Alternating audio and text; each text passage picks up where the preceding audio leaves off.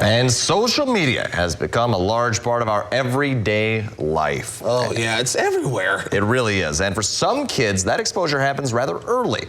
For today's On Our Mind, we're throwing our hat in the ring and asking, when should kids be allowed on social media? Yeah, exactly. That's always a hot topical question because kids are always developing their minds. It's that, fragile state. That's kind of how I look at it, too.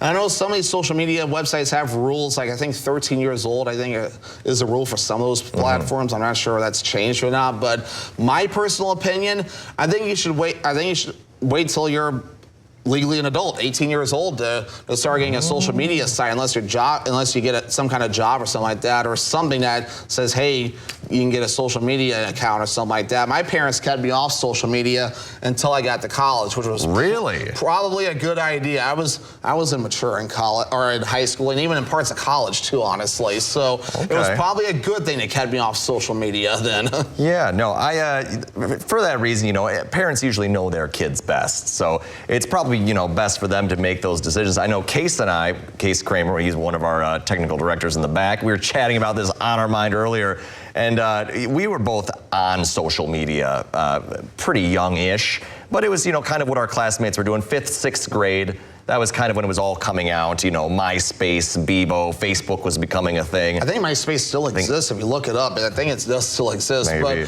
But yeah, no, I know this is kind of a sensitive topic too. I was talking with you in the newsroom about this yesterday too. There's a lot of scary things on social media, so it's like it hurts the kids' self-esteem, or they run into some moron on Facebook or Twitter or whatever, and it hurts your self-esteem, or whatever else, it hurts that development and whatever, and maybe it makes them doubt themselves, or you have your keyboard warriors. So it's like, it doesn't help the kids at all because they may not know how to react as well as maybe adults do. That is true. That is true. There's always a lot of stuff out there, and always best to make sure you have a keen eye on what your kids are looking at that way. But I did like the idea of what Instagram was doing, making kids, under 18 accounts private. Yes. So no one can just go in and look and, comment on people's photos or walls or leave comments. You have to at least accept the invitation first. Exactly. So that's one step I can,